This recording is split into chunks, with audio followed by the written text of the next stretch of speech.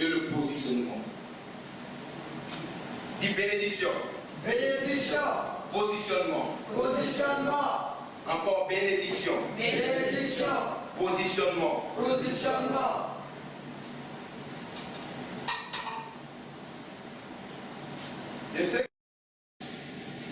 Ouvrons nos Bibles, nous allons lire 3 passages. Premièrement, on lira 2 Corinthiens, chapitre 8, du verset 9. Ensuite, nous lirons Galates, chapitre 3, verset 13 et 14. Et à la fin, nous lirons Genèse, chapitre 12, verset 1 à 3. S'il y a d'autres versets, vous savez, pendant une prêche, je donne beaucoup de versets. Je pourrais vous les citer pendant la prédication. La bénédiction et le positionnement. Nous commençons par 2 Corinthiens, chapitre 8.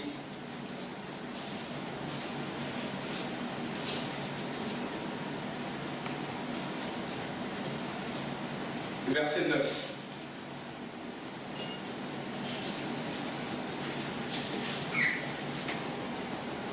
Tout le monde a trouvé? Amen.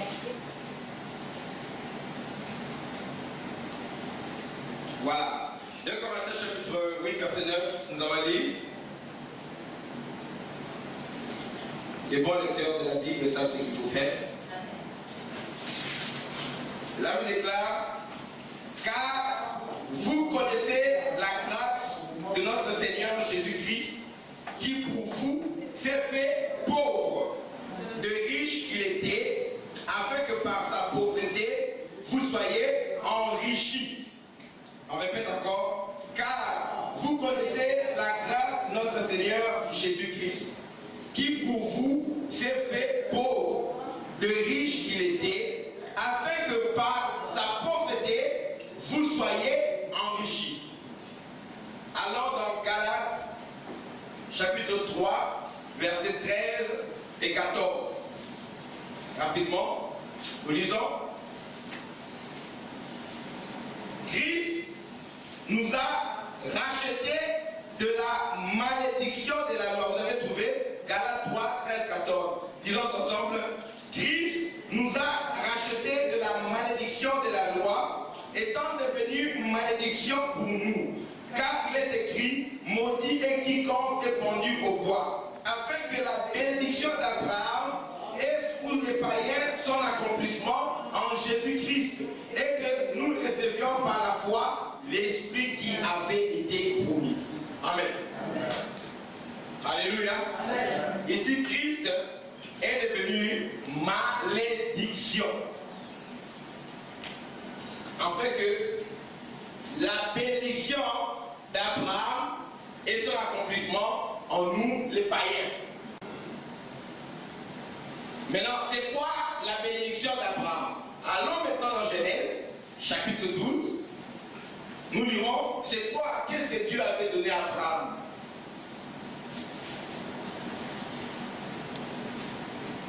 Genèse 12. Genèse, c'est au début, le premier livre de la Bible, c'est Genèse, le tout premier livre de la Bible. Genèse, chapitre 12.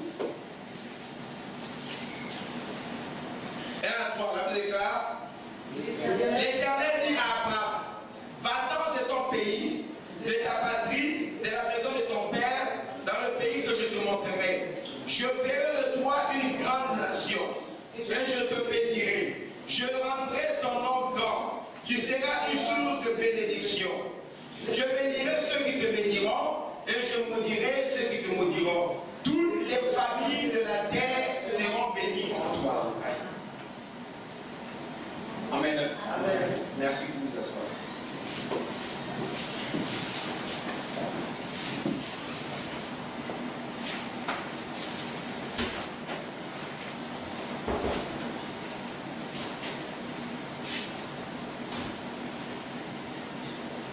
Quand un pauvre n'a rien, bien sûr parce qu'il est pauvre, il est démuni,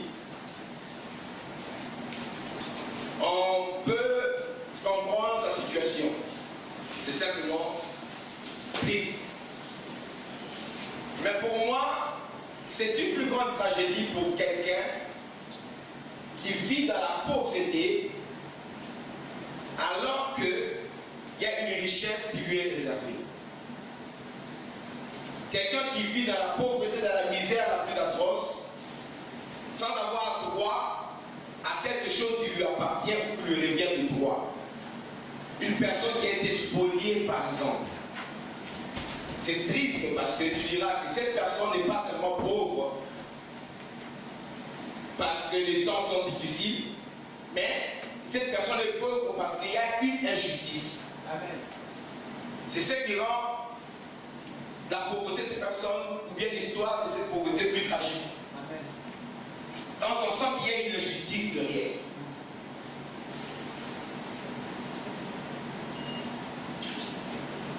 Et beaucoup d'enfants de Dieu vivent sans jouir des bienfaits, des faveurs de l'Éternel, ou sans posséder ce qui leur vient de droit, de par leur Dieu. Et ce que le Seigneur, leur Dieu, a accompli pour eux. Notre vie dépend de la foi. La Bible déclare dans Hébreux chapitre 10, verset 38, que mon juste vivra par la foi. La monnaie que nous utilisons pour notre vie, c'est la foi. Amen. Amen. La foi qui est l'acceptation de la révélation de Dieu. Amen. Amen. C'est une attitude de confiance vis-à-vis de Dieu et de sa parole. C'est accepter ce que Dieu a révélé comme étant vrai. Amen. Et s'en approprier. C'est ça la foi. Et une des conséquences de la foi, c'est que la foi nous amène à expérimenter. La foi, la déclare dans l'Hébreu 11, verset 1er. La foi est une ferme assurance des choses qu'on espère. La foi nous amène à être fermement assurés des choses que nous espérons. Et une démonstration des choses qu'on ne voit pas. C'est-à-dire la foi nous amène à démontrer les choses qui sont invisibles. Amen. Amen. C'est une conséquence de la foi. La démonstration des choses qui sont invisibles.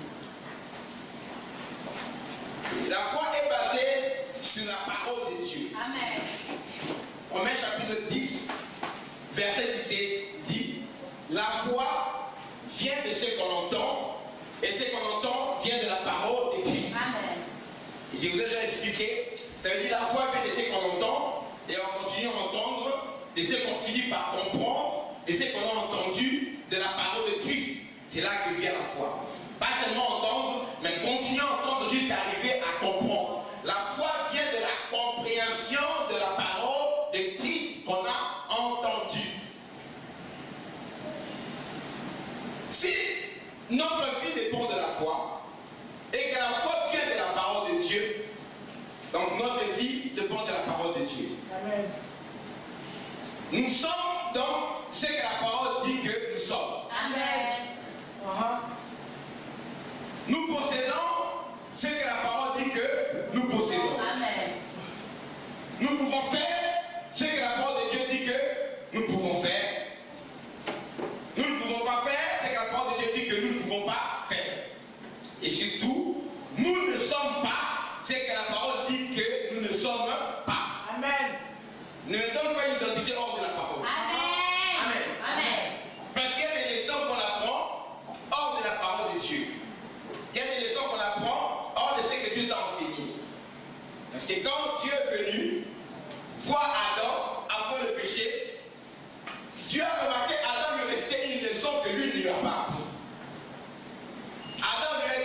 j'ai eu peur, je suis allé me cacher parce que je suis nu. Dieu lui a dit, qui t'a appris que tu es nu? Il y a des choses qui sont dans ta vie que tu parles tous les jours, qui ne viennent pas de l'université de Dieu, qui ne viennent pas de l'école de Dieu. Ce n'est pas Dieu qui t'a appris cela. C'est le monde qui t'a appris. C'est les circonstances difficiles qui t'ont appris cela. C'est le péché qui t'a appris cela. Amen. C'est ton père et ta mère, je ne sais pas, inspiré par quoi, qui t'ont appris. C'est la société dans laquelle tu vis qui t'a inspiré cela. Amen. Vous savez, une femme pour toi, c'est une personne féminine. Mais aujourd'hui, la définition de la femme est sujet à beaucoup de controverses. Amen. Parce que pour toi, si je vous demande, il y a combien de genres? Vous direz, on a deux sexes, you know? L'homme masculin et puis féminin. L'Allemagne vient de reconnaître l'existence d'un troisième genre, neutre. Et je vous parle de la communauté européenne, ici. Il paraît qu'il y a des gens qui sont ni femmes ni hommes. C'est-à-dire que Dieu a créé l'homme et la femme. L'homme et la femme, dans le texte original, c'est-à-dire que Dieu les a créés mâle et femelle. C'est les deux genres que Dieu a créés. Mais on nous apprend maintenant qu'il y a un troisième genre. C'est-à-dire que ce sont des leçons, des convictions qui ne sont pas des dieux. Amen. Le monde, l'université où tu étudies, peut t'apprendre des choses que Dieu t'a pas apprises. Amen. Ça ne t'étonne pas, dès le commencement, Dieu a demandé à Adam qui t'a appris que tu es nu. Après qu'ils aient eu une petite discussion avec le diable, quand Ève a discuté avec Satan, et elle a fait ce qu'elle devait faire, elle a entraîné son mari dans ce péché-là, quand Dieu est venu, il a remarqué que ces gens avaient un autre langage. Le monde peut apprendre un langage qui n'est pas de Dieu. C'est quoi la femme? On parle de la nature de la femme, on parle de sa vie, on parle de ses droits. Mais quand tu vas en Arabie Saoudite, une femme, ça n'a pas la même définition, mais ça n'a pas le même rôle qu'une femme ici en France ou qu'une femme en Afrique. Amen. Tout dépend de ce que tu expérimentes, où tu vis, par où tu es passé, dans la société dans laquelle tu es. Alors, pour nous, souvent nous définissons nos vies, écoute-moi très bien, nous définissons des fois qui nous sommes. Ce qui est très important, c'est ça. Même la manière de nous voir dépend de la définition que nous donne notre société, là où nous vivons. Qui es-tu là où tu vis? Moi, en tant qu'une personne, de race noire, en France, je suis ce que le gouvernement ou bien la politique française veut appliquer sur moi. C'est là eux. Amen. Amen. Un noir aux États-Unis, il va être traité selon la race. Mais est-ce qu'il est réellement ce que les autres font de lui? Non.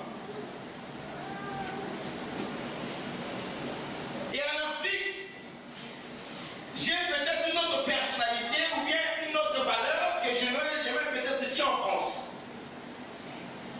Tu auras peut-être une autre valeur que tu n'auras peut-être jamais en Chine. Des fois, nous laissons la société déterminer qui nous sommes. Quand tu finis les études, tu veux trouver un travail, tu y envoies ton CV. Quand on regarde ton CV, on voit les aptitudes de formation, c'est OK. Mais des fois, quand on regarde ton nom de famille, directement à cause de la consonance de ton nom de famille, la manière dont ça se prononce ou bien la manière dont ça s'écrit, l'origine, on dit directement que tu n'es pas qualifié pour ce poste-là. Amen. Amen. Mais l'association pour l'égalité des chances ont voulu que désormais, qu'il y ait des CV sans nom ici en France. Ils sont en train de militer, ou bien ils mettent une sorte pour l'emploi pour qu'il y ait des CV sans nom. C'est-à-dire qu'on engage quelqu'un selon ses compétences, pas parce qu'il s'appelle Saraka, ou bien qu'il s'appelle Conan, ou bien qu'il s'appelle Dupuis, ou bien du Jardin. On peut regarder le CV, mais quand c'est un du Jardin, on le prend. Même un Conan qui est à côté, qui a peut-être de meilleures aptitudes, on met le CV de Conan à côté. Et on verra que Conan n'arrive pas à trouver le travail parce que la société définit que c'est une personne qui n'est pas compétente, bien qui n'est pas digne d'avoir ce poste-là. Alors, la réalité que nous devons comprendre, nous, enfants de Dieu, qui vivons dans la société qui est telle qu'elle est, Dieu aussi sait que la société est comme ça, la réalité est que nous, Dieu a prévu que nous puissions vivre nos vies selon la parole de Dieu. Amen.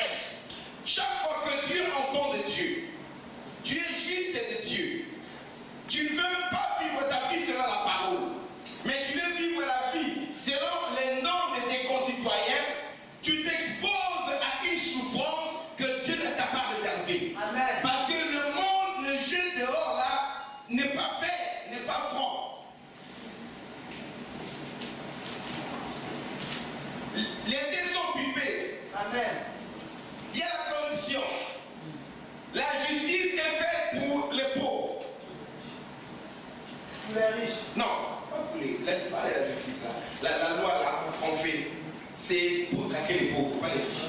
Amen. Pour traquer les pauvres. Pour un même délit, un riche s'en sort mieux qu'un pauvre. Amen. Même pour un délit moins que ça. Un pauvre peut aller couper en prison pour avoir volé, un vol à l'étalage, et un riche qui détourne des millions, qui affame les familles, avec même des emplois qui se sont suicidés.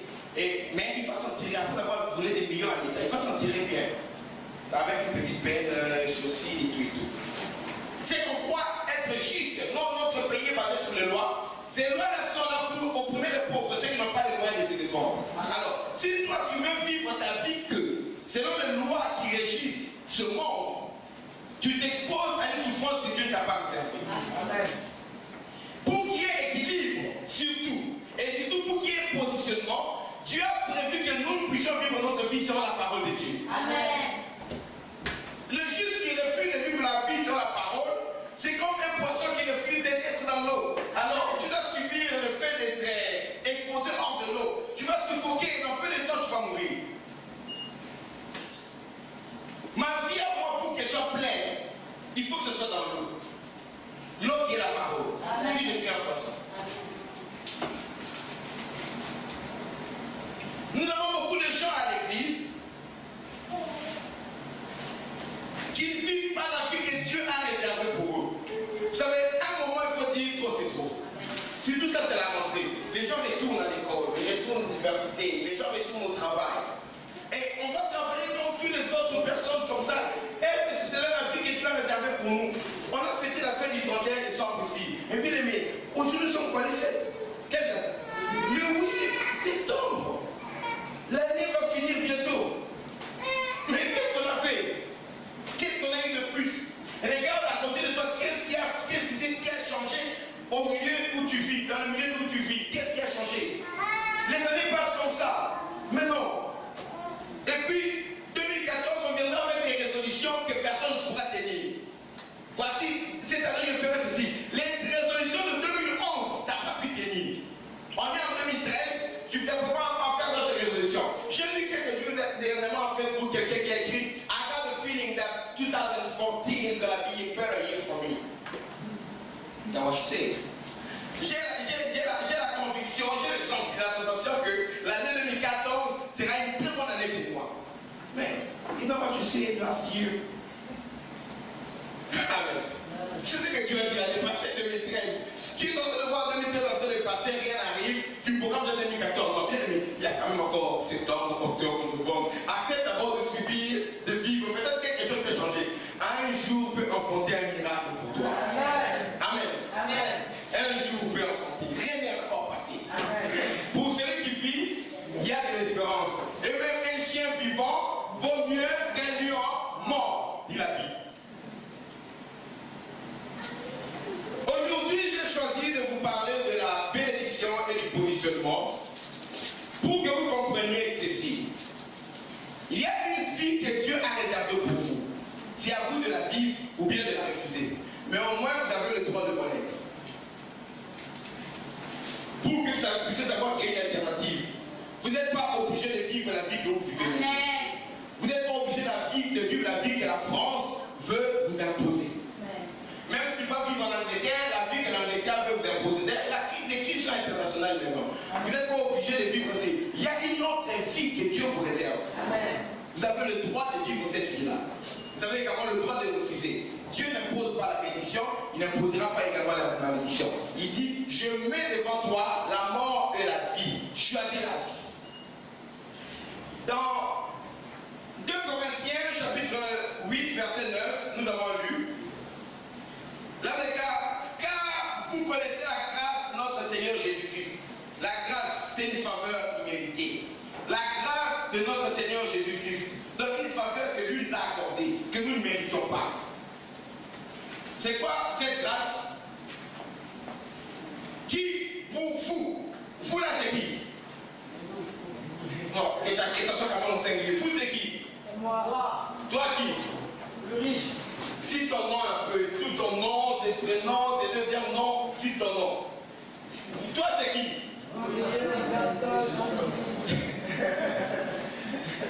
Il y a des gens qui ont l'ancien président s'appelait Mobutu Sese Seko Fukumbetu Ouattara Joseph Désiré. Il est maintenant riche en nom. Alors, quand on dit la Bible, Dieu d'Abraham, aujourd'hui tu vas dire le Dieu, ton Dieu à toi. Abraham, il dit c'est Dieu, non, mais non toi. On parle de ton Dieu à toi. Amen. Tu te caches derrière Abraham. Non, Abraham n'est plus là. Maintenant c'est toi avec Dieu. Amen. Amen. Amen. La Bible est écrite pour toi aussi. C'est pourquoi, car vous connaissez la grâce de notre Seigneur Jésus-Christ, qui, pour Samuel, Doudou, Lusangu, Wabantou, de grâce, il s'est fait pauvre. De riche il était, afin que par sa pauvreté, vous soyez enrichis. Amen. Je répète, car vous connaissez la grâce de notre Seigneur Jésus-Christ, qui, pour vous, tel que vous êtes là, il s'est fait pauvre, de riche qu'il était, afin que par sa pauvreté, vous soyez enrichis. Amen. On va expliquer cette chose. Je vous donne la parole, vous recevez, vous croyez ou vous ne croyez pas. C'est votre problème. Amen. Mais j'ai un devoir de vous donner. Et ceux qui croient, là, ne t'ai-je pas dit que si tu crois, tu verras la gloire de Dieu. Ceux qui vont croire vont voir la gloire de Dieu. Amen. Parce que c'est par la foi que nous reconnaissons que l'univers a été créé par la parole de Dieu. De sorte que ce qu'on voit n'a pas été fait des choses visibles. Hébreux chapitre 11, verset 2. Amen. Amen.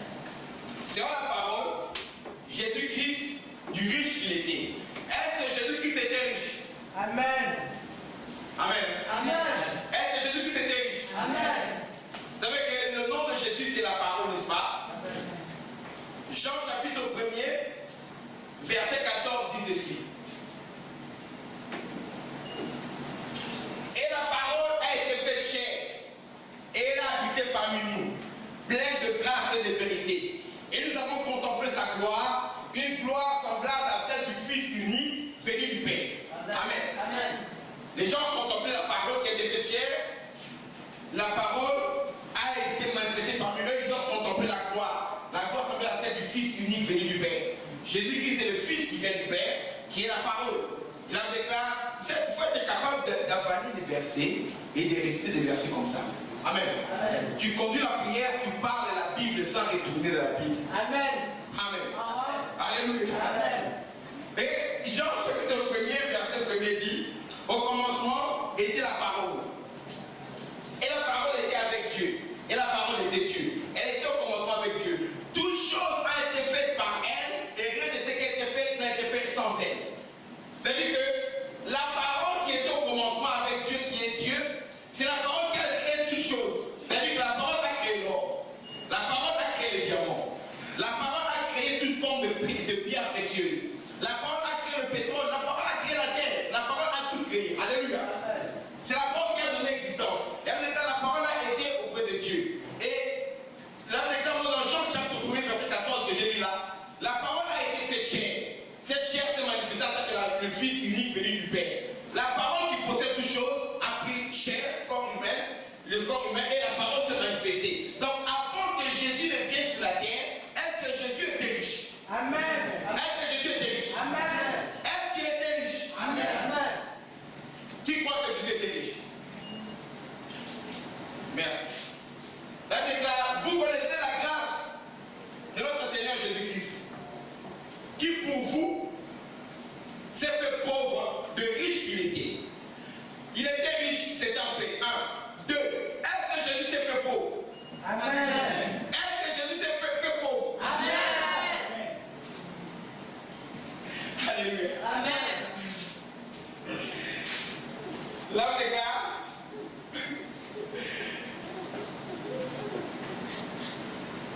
vous savez, Jésus avait bien le droit de naître dans le palais royal. Il avait bien le droit.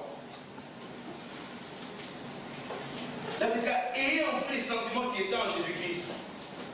Amen. Mais quelle existence sous forme de Dieu n'a pas regardé comme une poire arrachée d'être traité à l'égard de Dieu. Mais il s'est dépouillé lui-même en se rendant obéissant, en prenant une forme de serviteur. Amen. Le mot serviteur veut dire esclave, en prenant une forme d'esclave.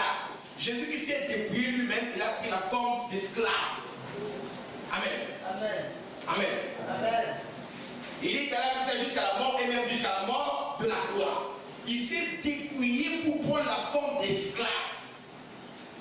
Et ce n'est pas dans un palais royal, mais c'est dans un mangeoire. Ce n'est pas la belle crèche de Noël que vous voyez là, non. Qui connaît la ferme? Qui est allé à la campagne dans une ferme? Bon, oublie la ferme de France, ce sont des fausses fermes. Va dans une ferme en Afrique. Ok? Amen. Amen. Elle était odieuse, horrible, sale, infecte. Tu ne peux pas prendre cet enfant, mettre le bébé Marie-là à une ferme en France ici. Amen. Amen. Tu ne peux pas mettre le bébé Marie-là là où il y a le ferme française propre. Tu ne mettras pas ce bébé là.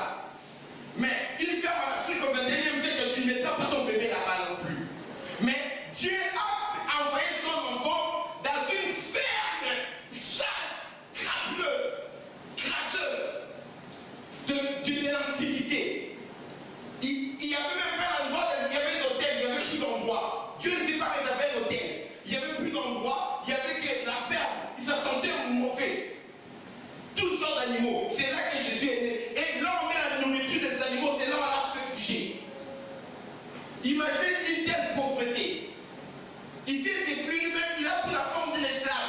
Oui, c'est parce que c'est là que naissent les enfants des esclaves. Dans les étapes. Parce que les esclaves n'étaient pas considérés comme des êtres humains. C'était considéré des propriétés comme des animaux. Jésus est né comme un enfant d'esclave. Plus pauvre que ça, il n'y a pas. Est-ce que c'est la vérité que Jésus s'est fait pauvre? Amen. Donc, il était riche, hein? Deux, il s'est fait pauvre. Les deux principes sont vérifiés. Un, Jésus était riche avant de venir sur la terre. Deux, Jésus s'est fait pauvre. Ce verset dit ceci. Des riches qu'il était, Jésus qui s'est fait pauvre. Afin que, par sa pauvreté, vous soyez enrichis. Ok. Jusque-là, la parole est vraie. Il a la parole dit vrai que Jésus-Christ était riche. La parole dit vrai que Jésus-Christ s'est fait pauvre. Mais là, la même parole dit que par la pauvreté de Jésus, vous, c'est que je vais demander que vous puissiez mettre votre nom. Mets ton nom. Vous là, c'est qui c'est toi, n'est-ce pas? En tout cas, par sa pauvreté, tu lis, mais you put your name, right? On va lire ce verset, là on parle de toi, là, tu mets ton nom. Ok? Réalisons nos Bibles. 2 Corinthiens 8, 9. Je vais aller avec vous doucement, doucement. Lentement. Pas que vous qui deviez devenir, être déjà devenu de maître, mais vous êtes toujours là à comprendre. Là, on déclare, car moi, Samuel Sangwabantou, je connais la grâce de notre Seigneur Jésus-Christ qui, pour moi, Samuel Sangwabantou, il s'est fait pauvre, le riche qu'il était, afin que par sa pauvreté, moi, Samuel Sangwabantou, que je sois enrichi. On va relire encore. Car moi, Samuel Sangwabantou, je connais la grâce de notre Seigneur Jésus-Christ qui, pour moi, Samuel Sangwabantou, il s'est fait pauvre, de riche qu'il était, afin que par sa pauvreté, moi, Samuel Sangwabantou, que je devienne riche, que je sois enrichi. Que ça s'écoute ton esprit. Que ça s'écoute ton esprit. Que ça bouge un peu ton esprit. Jésus, du riche qu'il était, il s'est fait pauvre, afin que toi tu sois enrichi. C'est-à-dire qu'il était riche au ciel, c'est vrai. Il s'est fait pauvre, c'est vrai. Maintenant, par ta pauvreté, toi, tu dois être riche. Amen. Pourquoi la parole se vérifie? Les deux premières parties, la troisième partie, on dirait qu'elle se vérifie pas. Pourquoi?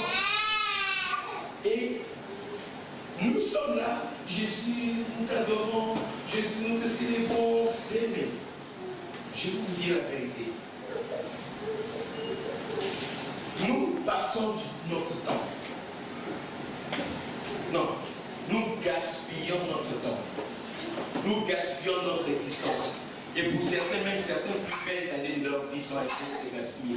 Amen. Je risque de vous choquer. Les gens gaspillent leur jeunesse dans la vie en Christ ici. Amen. Amen. Je me suis converti, j'avais 16 ans. Amen. Amen. Nous avons vécu des années. C'est adolescent et je suis resté dedans jusqu'aujourd'hui. C'est-à-dire que c'est plus de la moitié. Aujourd'hui, j'ai 38 ans.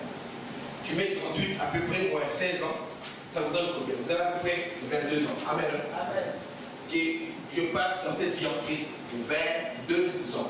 Dans n'importe quel domaine, tu es professionnel, hyper professionnel. Dans le droit, dans la médecine, peu importe, tu es hyper professionnel. Les choses de Dieu ici, je suis un professionnel. Et j'ai été consacré pasteur le 24 juin 1997. J'avais 21 ans. Quand j'ai fini mes études pastorales, j'ai été consacré. J'avais plus 21 ans. Amen. Aujourd'hui, j'en ai 32. Ça fait 17 ans que je suis pasteur. Pasteur en Afrique, pasteur ici en Europe, pasteur en Amérique. On a fait gaspiller notre temps dans les choses de Dieu. Pourquoi? Parce qu'on nous a mal prêché la parole. Rien n'est plus dangereux qu'un leader qui est ignorant. Un leader qui est ignorant garde le peuple dans l'ignorance. Et quelqu'un qui ne connaît pas ne possède pas. La déclare. Un esclave, tant qu'il est un héritier, tant qu'il est enfant, il ne diffère en rien à un esclave. Parce qu'il est soumis à des précepteurs. Un héritier qui est encore enfant est semblable à un esclave. On a maintenu les chrétiens comme des esclaves. Surtout le christianisme tel qu'il est prêché en Afrique. Car je me suis converti en Afrique. On a mal exploité les versets bibliques pour nous faire croire que le christianisme, c'est un conglomérat de gens qui ont raté leur vie. Un rassemblement des gens nuls, des gens qui sont sans importance, des gens qui n'ont plus d'ambition dans ce monde. Alors ils doivent se retrouver là dans le christianisme. Des va-nu-pieds. Retrouvez-vous là et soyez pauvres et heureux les pauvres, le royaume de Dieu. On a maintenu dans cette pauvreté-là. Écoutez-moi très bien. Pourquoi? En parlant, dites-vous que c'est un intellectuel qui vous parle, c'est un universitaire qui vous parle. Amen. Hein? C'est pas quelqu'un qui commence à manger comme ça. Et on doit avoir l'honnêteté intellectuelle de reconnaître, de remettre les faits historiques dans leur contexte. Quand les Africains ont été évangélisés, c'est consciemment en bon escient que les missionnaires sont venus leur dire heureux les pauvres. Ils n'ont pas insisté sur les pauvres en esprit. Ils sont venus leur dire heureux les pauvres, car le royaume des cieux est à eux. Parce que ces missionnaires avaient pour but de spolier, de voler la richesse des Africains. Il y a un poète a dit, ils sont venus, nous on avait des guerres, eux ils avaient la Bible, ils nous ont appris à prier les yeux fermés. Quand on avait ouvert les yeux, nous on avait la Bible entre les mains et ils avaient des guerres. Amen. Amen. L'église peut être aujourd'hui sans complexe pour dire ces choses. Amen. Amen. C'est pas que c'est l'évangile qui a avivé nos vies. Non. Les gens qui ont prêché l'évangile ont mal prêché l'évangile pour nous maintenir dans une espèce de bassesse. Et quand le réveil est venu, quand tous on sortait du catholicisme et l'église catholique a été un agent qui a travaillé pour spolier le peuple africain. J'ai un discours et j'ai à la maison, c'est comme il fait une autre mission, du roi de Belge Léopold II. Et j'avais entendu l'enregistrement audio. Je ne sais pas si c'est à cet temps-là, il y avait l'enregistrement audio là, ou bien c'est une retranscription en lisant ce qu'il avait ordonné. Comment il a ordonné, il a fait un discours devant les prêtres catholiques missionnaires qui devaient aller au Congo, le pays dont ils étaient originaires. Comment on leur a dit d'apprendre ces gens-là à se détacher de leurs biens, de leurs richesses, de leurs statuettes. Tout ce qu'on disait aux gens, ça c'est un péché. Les statuettes, là c'est un péché, c'est l'idolâtrie. Toutes ces statuettes-là, les prêtres ramassaient on est détruit, on ne le brûlait pas. Tout se retrouve au musée des Tervuren en Belgique. Va là-bas, tu verras tout ce que tu es là. Amen. C'est de ton pays aussi, ça ici en France. Amen. Côte d'Ivoire, Gabon, Cameroun, allez là-bas. Amen. Amen. Amen. Quand nous sommes convertis, il a été dur pour moi de poursuivre les études. Amen. J'ai des amis qui ont abandonné les études parce que leur dit que Jésus revient bientôt. On avait tellement soif de plaire à Dieu que les études étaient considérées comme sataniques, démoniaques. J'ai des amis qui ont arrêté les études. J'avais un ami qui était dans licence quand il s'est converti. Quand il est venu, quand on est venu ensemble. Licence, c'est pas ici, à comme bac plus 2 là. Licence chez nous, c'est un minimum bac plus 5. Certaines licences, c'est bac plus 6 chez nous. C'est comme master 2. Un ami qui était dans master 2, il avait un minimum bac plus 5. Quand il s'est converti, il a commencé à traîner avec nous, moi qui venais à peine d'avoir le bac. Et d'autres amis qui étaient des voyous, qui n'avaient pas étudié, qui faisaient des sports, qui étaient des voyous, comme moi, c'est pas grave, les plutôt, qui sont convertis. Des gens illettrés. Ils traînaient avec nous ensemble et ils commençaient à parler comme nous, à faire des blagues comme nous, à avoir une bassesse dans le raisonnement comme nous.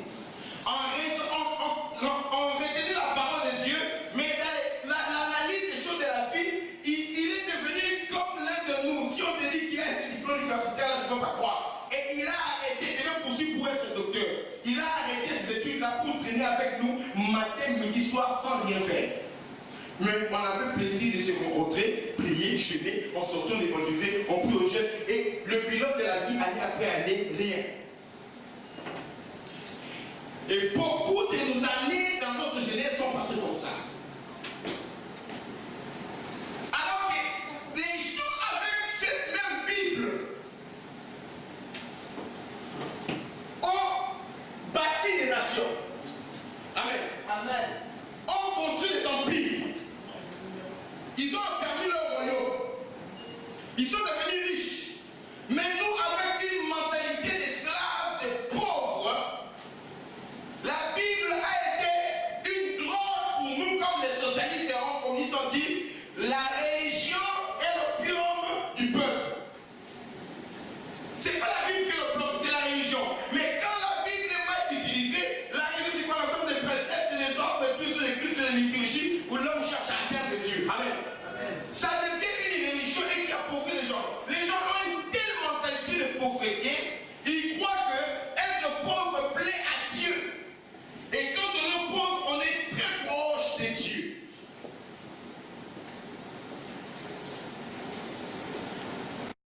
La société occidentale aujourd'hui règne et domine le monde. C'était pas cette civilisation. Il y avait une civilisation chinoise qui était beaucoup plus prospère que la civilisation occidentale. Amen. Amen. Amen. Amen. Et je tiens encore. Et d'autres nations indiennes. La civilisation occidentale domine le monde à cause de la Bible. Ils ont su exploiter à leur avantage la Bible. Et moi, je les en félicite.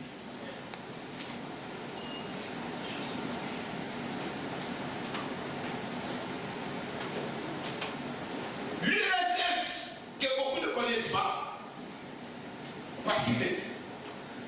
Autre temps, autre mœurs. Les jeunes connaissent la Fédération de Russie, mais nous connaissons l'Union des républiques soviétiques socialistes, qui aujourd'hui n'existe plus. L'URSS, après la révolution bolchevique de 1950, après cette révolution bolchevique-là, l'URSS qui a émergé de là et est né, ils ont chassé les tsars et tout, ils ont voulu bâtir leur empire, leur nation sur un principe de la négation de l'existence de Dieu. Ils ont régné que Dieu n'existe pas. La religion, c'est le peuple du peuple. L'URSS est de loin plus riche que les États-Unis. En diamant, en uranium, en matière première, en pétrole, tout. Ils avaient tout pour réussir à être la nation la plus prospère. Alors que quand les Américains, quand cette nation a été créée, ils ont pris la Bible pour que la Bible devienne le socle de la loi qui va régir leur pays.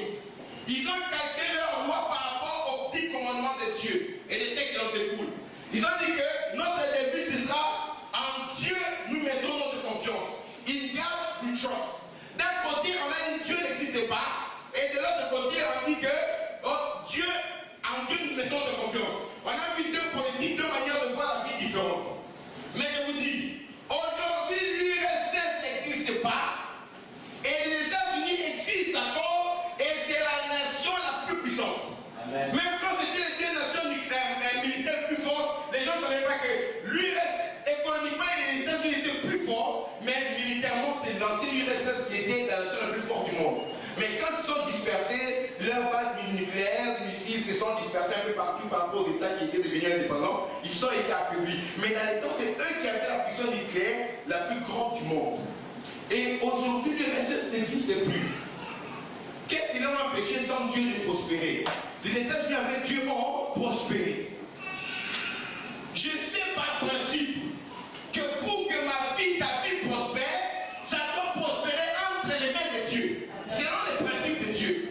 Tous ceux qui choisissent de vivre hors des principes de Dieu vont ressembler à l'URSS. On va dire oui, on a utilisé la Bible pour exploiter le peuple. L'URSS a utilisé autre chose que la Bible pour exploiter également le peuple. Amen. Amen. On va dire oui, les Américains sont venus, ils ont exterminé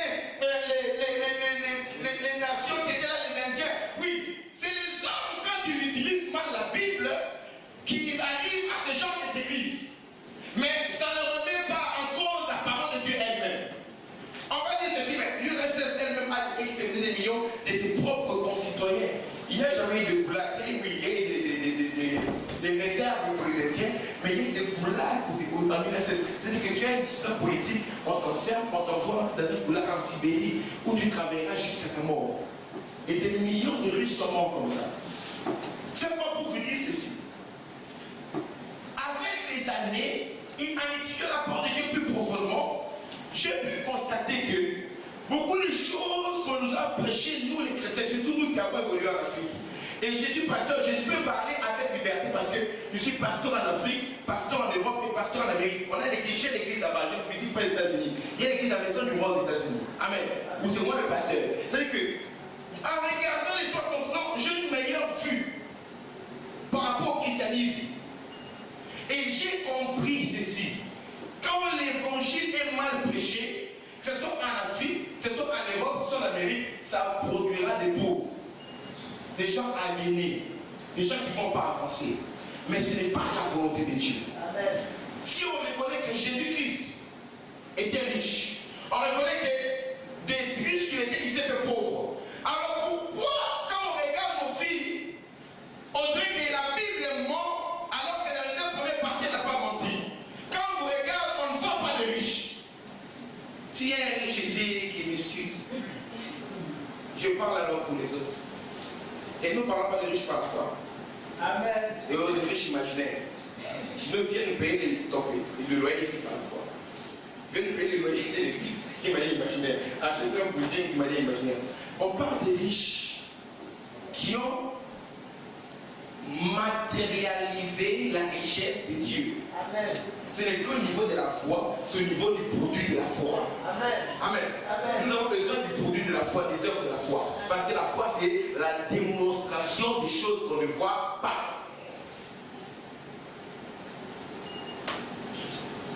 Amen. Amen. The evidence of things not seen. Dis-la. Pourquoi, si Jésus-Christ s'est fait pauvre, alors qu'il était riche, pour que à cause de sa pauvreté, moi je sois enrichi, mais pourquoi tu n'es pas enrichi? Pose-toi la question, dis pourquoi je ne suis pas enrichi? Pourquoi je ne suis pas enrichi? Dis pourquoi je ne suis pas riche? Pourquoi je ne suis pas riche? Dis pourquoi je ne suis pas riche? Pourquoi je ne suis pas riche? Chacun va citer dans son nom. Amen. Pourquoi moi, Samuel, Loussa ou Wabantou, je ne suis pas riche? Pourquoi moi, Samuel, je ne suis pas riche? Il y a une chose de Samuel, Loussa, Wabantou aussi. Pourquoi ça arrive à chaque fois? Écoutez, dis ton nom, pose la question. Pourquoi moi, Samuel, Loussa ou Wabantou, je ne suis pas riche?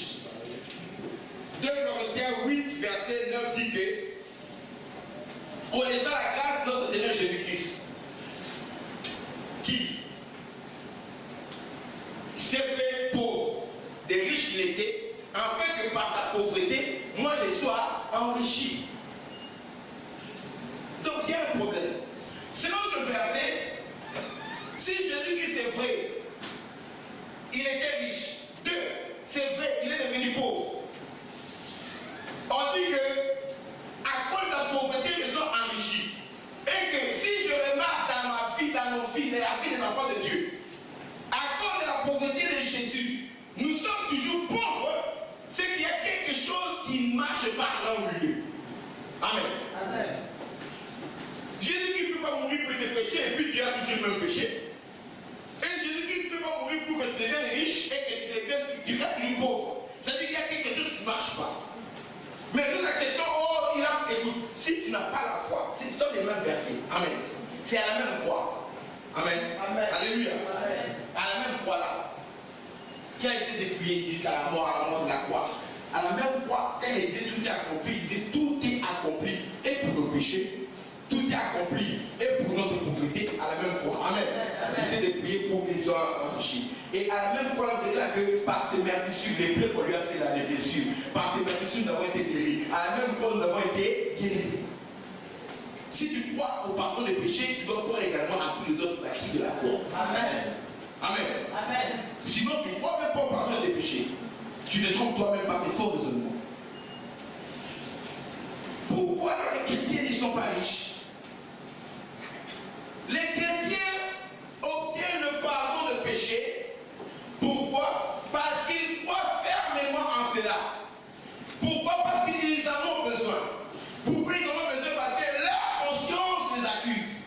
Dieu a mis en chacun de nous la conscience. Amen. Amen. Maintenant que si notre conscience nous accuse, Dieu est encore plus grand. C'est-à-dire que notre conscience nous accuse ou bien nous justifie tout à tout. C'est ce que dit la Bible. Amen.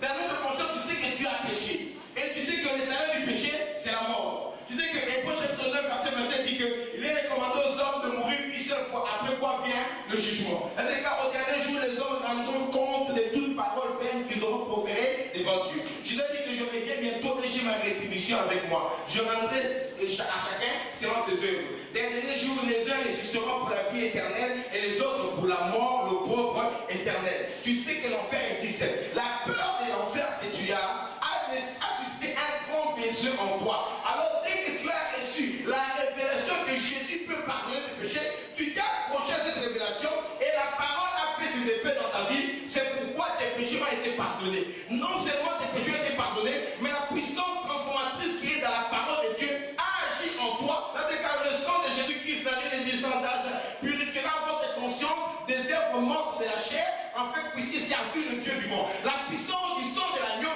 a purifié ta conscience. C'est pourquoi tu es capable de servir Dieu. Parce que tu as une foi en cette parole.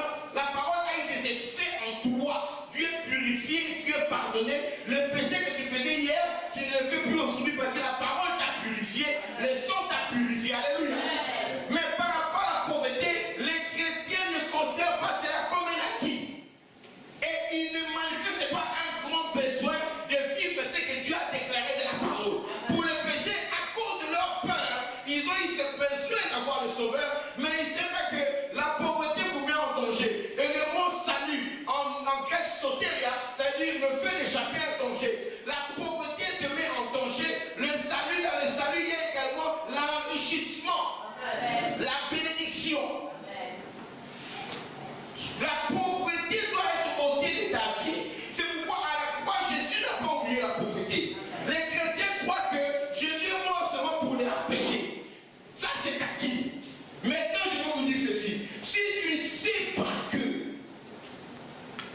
Jésus est mort également pour que, à cause de sa mort, lui qui s'est fait pauvre, pour que toi tu sois enrichi. Si ça ne devient pas une révélation de vérité pour toi, tu vas perdre les années de ta vie comme ça. Tu vas vivre une vie qui n'est pas la tienne.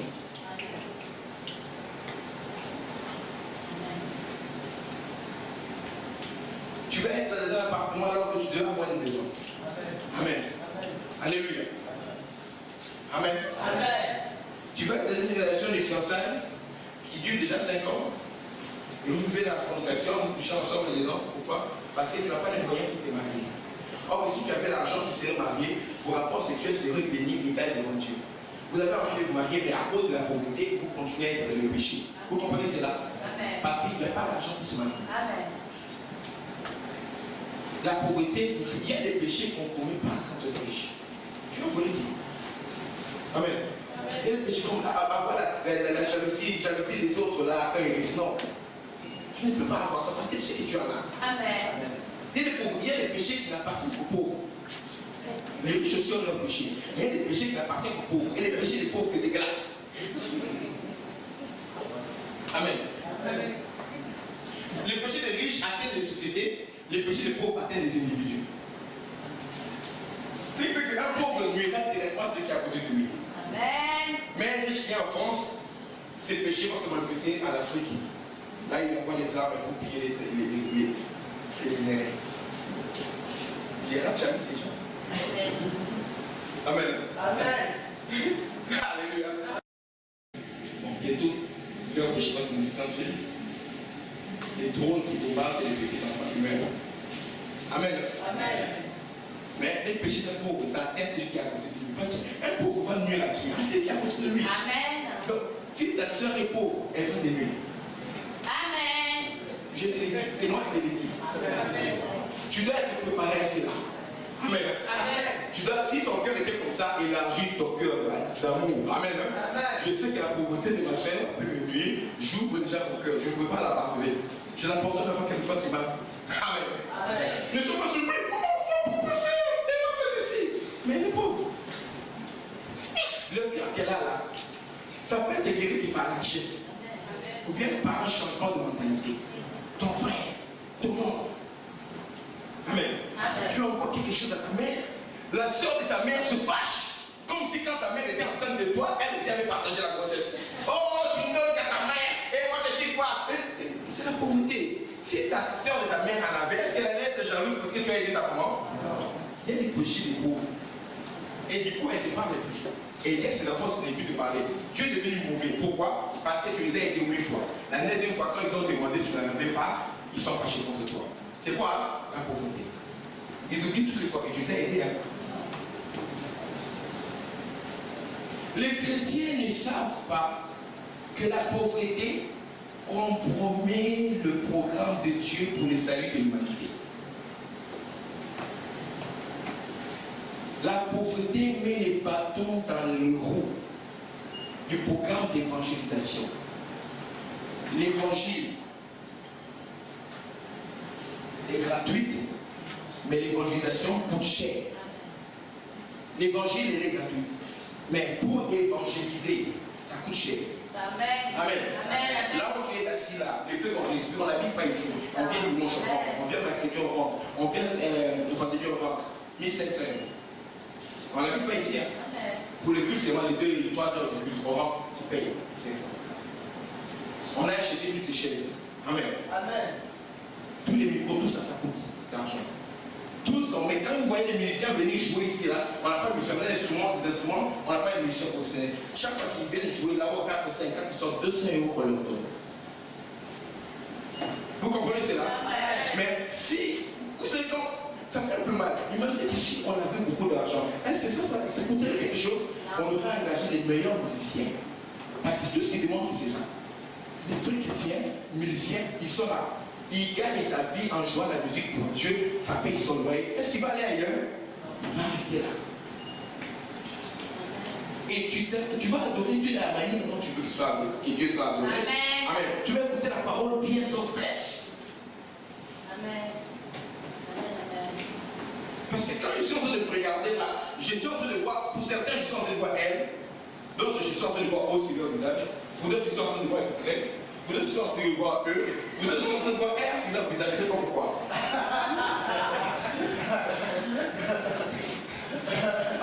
Amen. Amen. Alléluia. Amen. Des fois, ça part, j'oublie, mais des fois, quand je me regarde, je vois elle, d'autres je vois O, je vois Y, je vois ER. Et ça me revient constamment.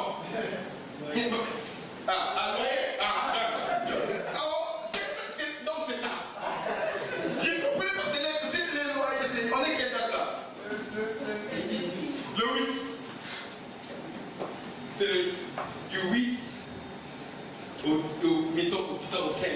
C'est la période où j'ai sauvé le mois. Amen. Et là je sors, je regarde si Angélique est là. C'est Nicolas. Alléluia. Je sors, je sais pas. Parce que, vous voyez, on dit là-bas. Dès qu'elle va être payée, tu fais là. Oh, Angélique, ça va? Et Dieu te bénisse. Parce que le loyer est est à payer. Amen. Pourquoi?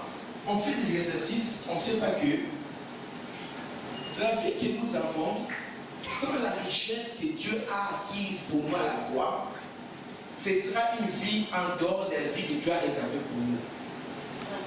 Quand la rentrée arrive, il y a des parents qui n'ont pas les moyens pour payer les frais scolaires ou bien les fournitures scolaires à leurs enfants. Ici encore, les églises, financièrement c'est gratuit, ça c'est du pareil. Bon, je ne sais pas, mais moi, j'ai des enfants, je paye, mais je ne sais pas pourquoi on me dit que c'est gratuit. Mais bon, il faut qu'on m'explique ça. Mais on a fait un peu partout. Il y a des gens pour qui j'ai envoyé des frais pour leur année. Imaginez quelqu'un qui ne va pas à l'école parce qu'il n'y a pas moyen de payer ses frais. Il y a des enfants ici qui n'ont pas de bourse ici, étudiants qui n'ont pas de bourse, qui m'ont dit que je n'ai pas les moyens de payer les frais. Il y en a ici, scolaire. Quelqu'un qui ne peut pas aller à l'école alors qu'il a la volonté, qui est même sur le français, n'a pas les moyens d'aller à l'école. Pourquoi? Parce qu'il n'y a pas d'argent.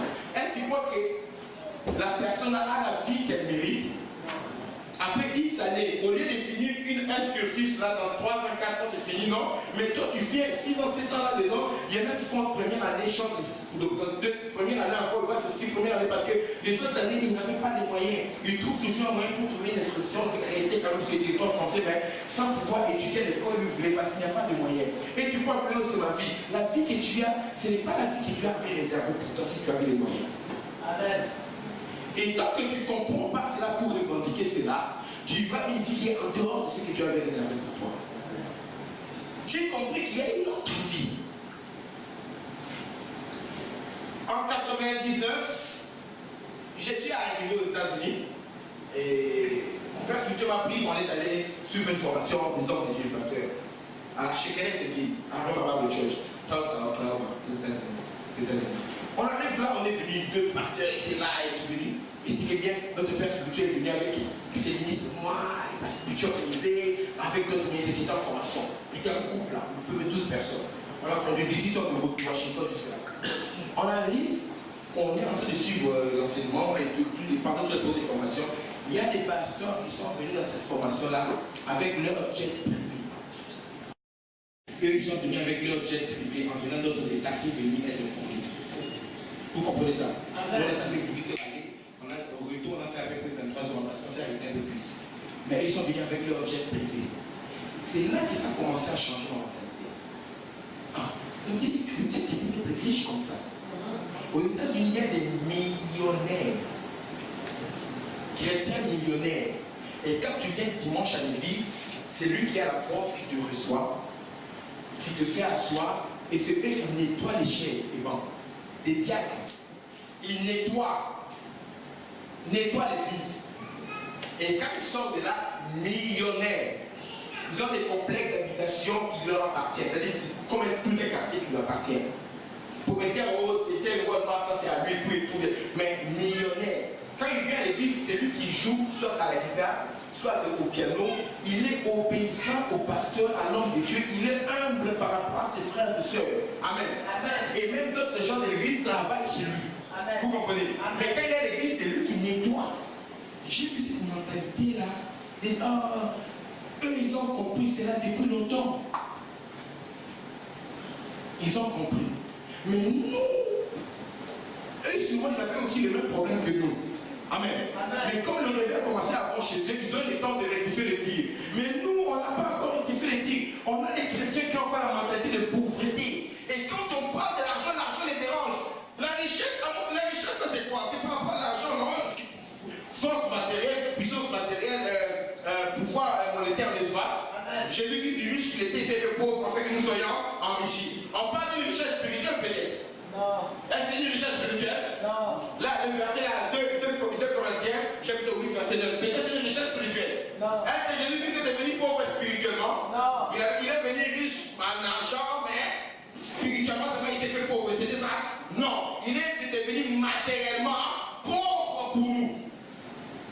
Pour que nous soyons aussi matériellement enrichis. C'est dans le plan de Dieu. Parce que la richesse entre les mains d'un païen est un grand danger. Amen. Et la richesse entre les mains d'un juste est une grande bénédiction. Amen. Amen. Amen. La richesse entre les mains d'un juste est une bénédiction, alors que la richesse entre les mains d'un païen peut devenir une source de malédiction, un instrument de mort.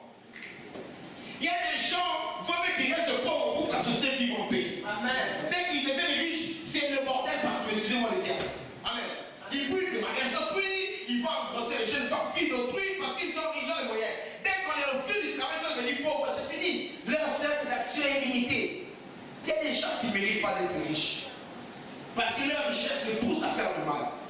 Mais les enfants de Dieu, tu as un bon cœur. Tu as appris à aimer ton prochain. C'est pourquoi Jésus a insisté pour nous apprendre à nous aimer les uns les autres. Il a insisté pour que nous puissions avoir l'amour du prochain. L'amour du prochain, c'était quoi? Pour préparer nos cœurs à recevoir la richesse de savoir en faire bon usage. Nous, on a l'amour du prochain sans avoir les moyens pour manifester cet amour-là. Amen.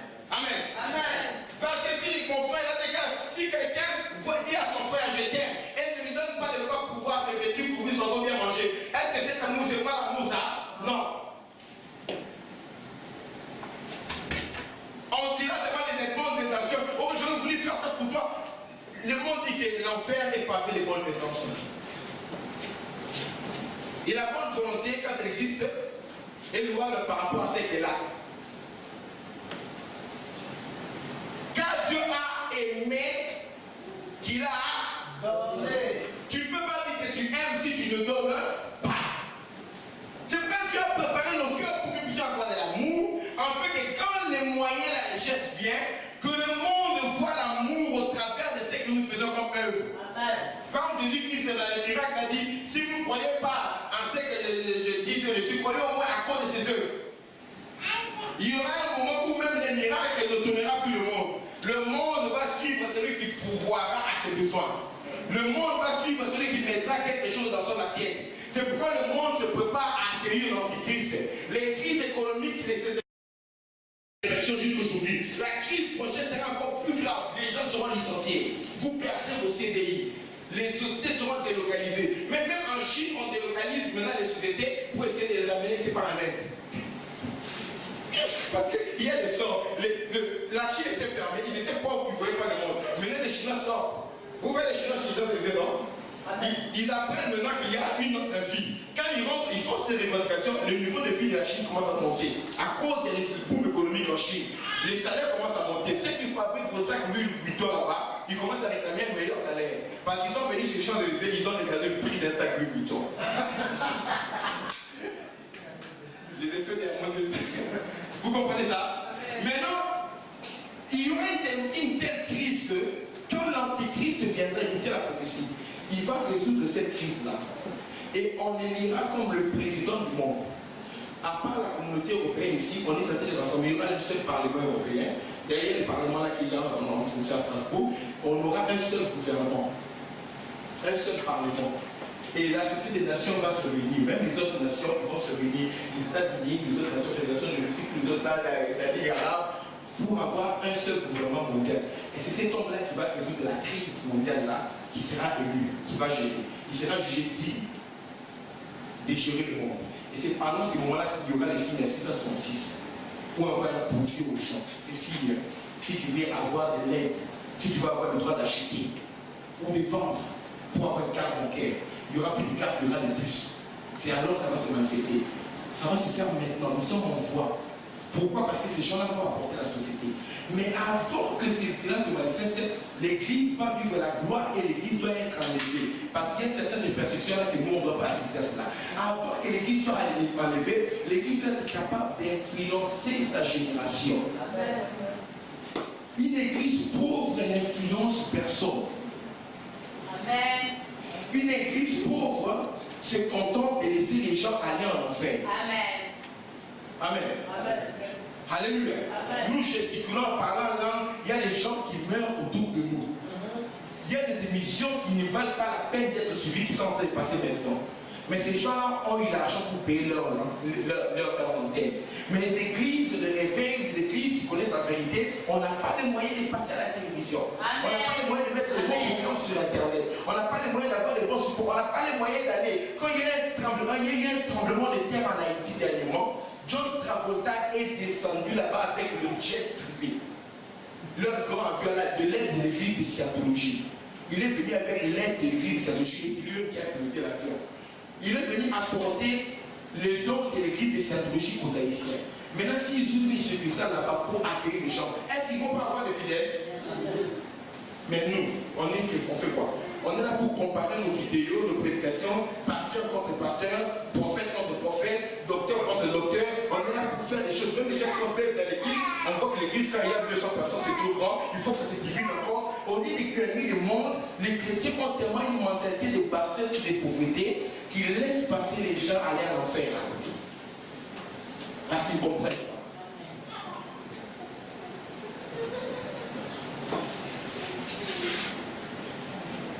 Si nous ne sommes pas riches, c'est qu'il y a quelque chose qui ne va pas de parole. Parce que la parole ne peut pas mentir. Amen. Lisons le deuxième verset. C'était quoi? Galates chapitre 13.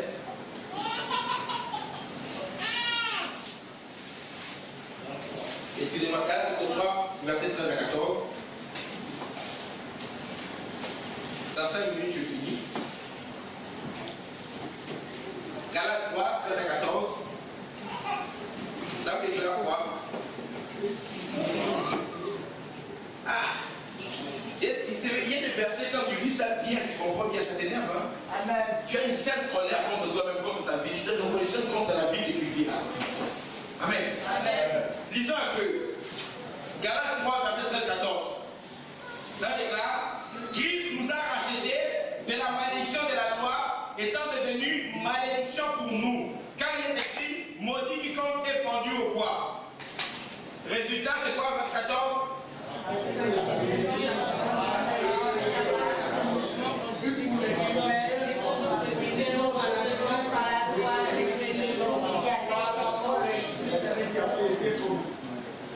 Tout le monde a lu en français?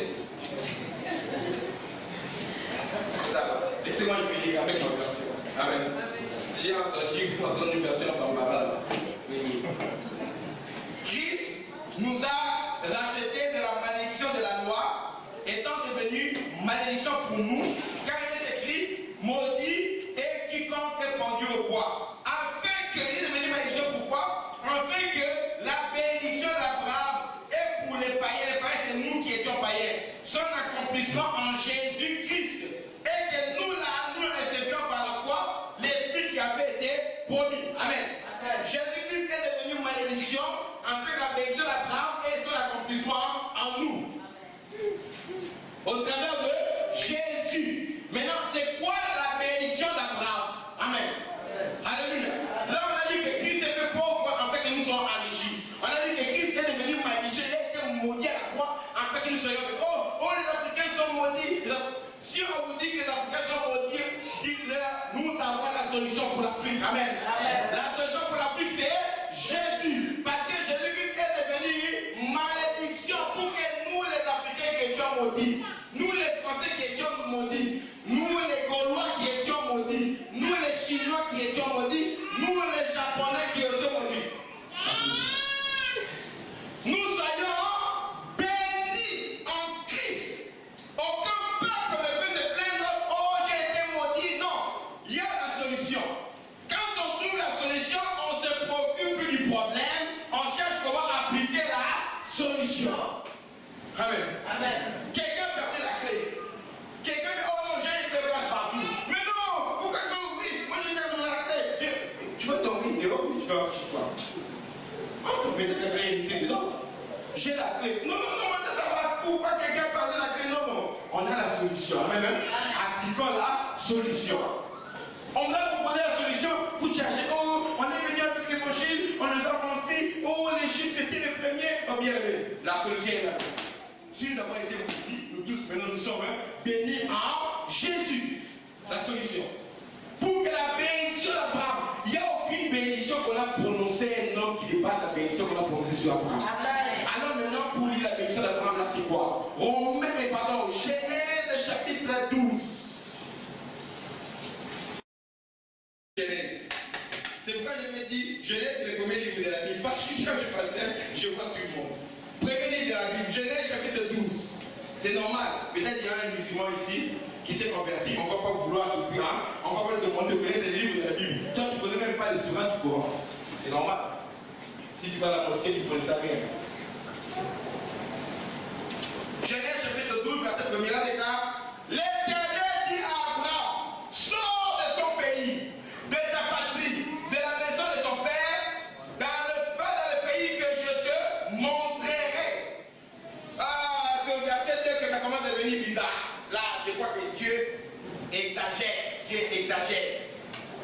On dirait que Dieu exagère. Hein? Dieu, on dirait qu'il c'est l'exagération. Comme disent les mamans qui vendent au marché dans mon pays, exagération. Il commence à dire quoi? Je ferai de toi une grande nation. Je te bénirai. Je rendrai ton nom grand. Je rendrai ton nom grand. Le positionnement. Je vais parler le thème de mon message, c'est la bénédiction et le positionnement. Dieu a dit, je rendrai ton nom grand. Quand Dieu te bénit, quand je dis qu'il s'est fait pauvre, pour que tu sois enrichi, le but c'est que tu puisses avoir la bénédiction d'Abraham en toi. La bénédiction d'Abraham, Dieu a dit à Abraham quoi? Je te bénirai, je rendrai ton nom grand. Si ton nom devient grand, on connaîtra également celui qui soutient ton nom. Amen. Pourquoi les gens ne s'intéressent pas à Jésus? Parce que c'est un rassemblement de pauvres qui viennent se mettre ensemble pour gesticuler. Dans un hangar comme ceci. Regardez comment ils sont en train de transpirer. Regardez le ciel comment ils sont en train de transpirer. La lumière s'est réfléchie sur vos fronts, qui transpirent et ça me fait mal quand ils sont en train de bouger. Alors je vais te le dire. Va dans un temple de francs-maçons sur les Champs-Élysées. Tu verras comment c'est bien climatisé. Oh, notre Dieu est plus grand. Non, leur Dieu a manifesté la grandeur parce que ces gens l'ont compris. Mais les chrétiens ne veulent pas comprendre. Ils veulent s'attacher aux choses viles. On dirait que être pauvre, c'est un don. C'est pas un don spirituel d'être pauvre. Il n'y a pas de parler langue, interprétation des langues, vision, prophétie et puis don de pauvreté. On n'a pas reçu le don de pauvreté. Sortez de cette mentalité catholique ou mensongère hypocrite que les ceux qui devaient servir à la prêtrise devaient faire feu de pauvreté. Mais ils amassaient les richesses du monde entier. Amen. Le Vatican était riche alors que ceux qui composent ont fait feu de pauvreté. Arrêtez de nous mentir. Amen. La pauvreté n'est pas un don. Dis la pauvreté n'est pas un don. La pauvreté n'est pas un don. Amen. Amen. Ok, ton don, la prophétie. Toi, ton don, la vision. Toi, ton don, le parler langue. Toi, l'interprétation des langues. Toi, le don de la foi. L'autre, don des miracles. Et l'autre là, don de pauvreté. Amen. Et comment on va bouger le monde? Ce n'est pas à partir des regards comme ça qu'on va bouger le monde. Amen. Alléluia. Amen. À un moment, il faut sortir. Et les choses que Dieu a fait va attirer les gens. Et on doit voir que Dieu est avec nous dans tous les domaines. Amen. Amen. On ne veut pas avoir la richesse physique sans avoir la richesse spirituelle. Non. On ne veut pas aussi avoir la richesse spirituelle sans avoir la richesse physique. Non. Ce n'est plus le temps où l'église devait se cacher. C'est celui ce temps-là. L'église doit être visible. Dit Abraham, Dieu dit, je rendrai ton nom grand. Écoutez, Abraham était la préfiguration de ce qui doit arriver à l'église. Amen. Alléluia. Amen. Sors de ton pays. L'église c'est ecclésia. Amen. L'ensemble de ceux qui sont appelés pour sortir. Ils sortent où? Ils sortent du monde. L'église, l'ensemble de ceux qui sont rachetés, appelés à sortir du monde. Ecclésia, c'est l'exemple type d'Abraham qui a été appelé à sortir de son pays, de sa patrie, de la maison de son père, d'aller là où Dieu va le montrer, sortir. Ecclésia.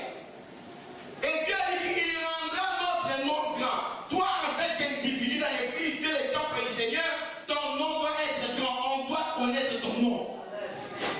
Parce que quand on connaît ton nom, on connaîtra ton Dieu. C'est pourquoi les gens qui voulaient prier le Dieu d'Abraham, ils ne connaissaient pas ce Dieu-là. Ils ne connaissaient pas Yahweh Jireh. Le seul nom qu'ils connaissaient quoi? C'est le Dieu d'Abraham. Amen.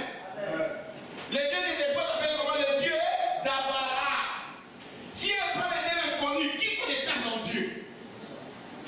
Oh, bien qui Osis, oh, Horus, Isis, Osiris, non. Mon oh, Shiva, oh, Dagon, oh, Baal, non. Nous prions le Dieu d'Abraham. Il faut qu'on parle de ton Dieu. Le Dieu de Samuel, El Wabam, tu mets ton nom.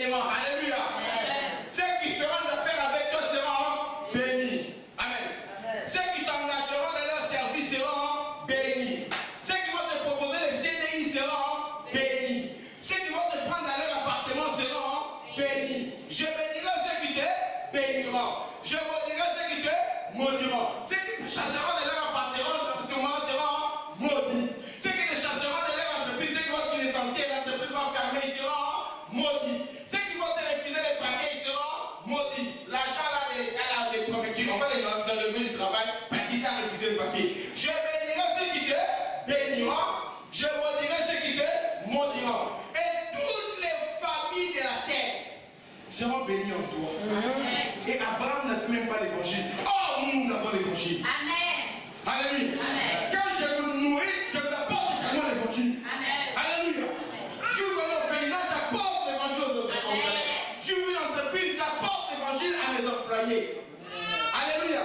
Je deviens chef d'un gouvernement, j'apporte l'évangile au ministre qui travaille dans mon gouvernement. C'est comme ça que nous devons influencer le monde. Parce que le temps est court, Jésus revient bientôt. Une église pauvre n'est pas Jésus, je vous dis la vérité. Sinon je l'aurais su. Ça fait 22 ans que je suis dans cette affaire. La mentalité de pauvreté qui est dans l'église. Une église qui a l'argent. C'est une église qui va faire voir aux gens les bontés de l'Éternel. On prêchera les bontés avec la bouche, on les démontrera. Il y a les SDF qui veulent voir comment Dieu est bon. Amen. Le gouvernement les a abandonnés, mais ils parlent, ils doivent voir comment Dieu est bon. Amen. Il y a les veuves en Afrique qui doivent voir comment Dieu est bon. Pas seulement avec l'évangile, mais avec le don qu'on a allumé. Alléluia. Il y a les orphelins qui doivent voir comment Dieu est bon. Le positionnement. Tant qu'on reste dans les ghettos, Jésus ne sera pas vu. Mais si on est élevé, alors cette année, sois le meilleur à ton école. Sois le meilleur dans ton université. Dans le travail où tu travailles, travaille plus que les autres. Pas pour les heures supplémentaires. Pour que Jésus soit vu au travers de toi. Deviens meilleur dans ce que tu fais. On est en septembre. Alléluia. Deviens meilleur l'année prochaine, on parlera autre chose. Chaque travail où je suis avant de quitter là, les gens me regrettent. Alléluia. Partout je travaille physiquement. Dernièrement, je travaillais à la tête. Avant de partir, on me regrette. Sois meilleur dans ce que tu fais. Amen. Sois meilleur à l'école. Applique-toi. Laisse le peu Facebook et étudie. Ne sois pas comme nous, on avait dit les études, c'est Satan. Non, c'est pas Satan. Étudie. Paul a étudié ce Père a pu écrire les épîtres que nous disons aujourd'hui.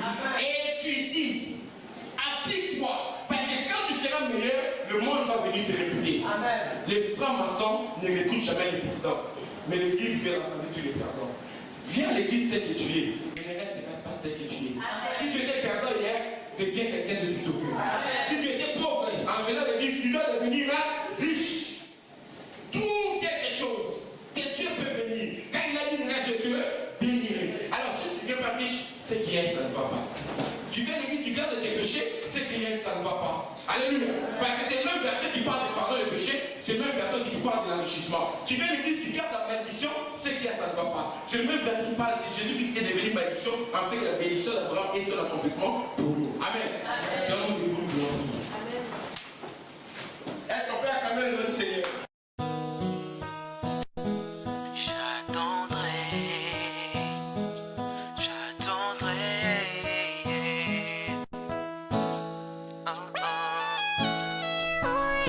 J'attendrai le lever du soleil pour te revoir, pour parler encore du ciel que je regarde quand tu pars. Rêver de toi et moi au-delà des nuages. J'attendrai, j'attendrai, j'attendrai, j'attendrai que tu me parles encore de ces moments-là où l'on était toi et moi quand j'écoutais tes histoires. Histoires dans lesquelles pour moi chaque fois tu restes la star. J'attendrai, j'y penserai pour jamais t'oublier.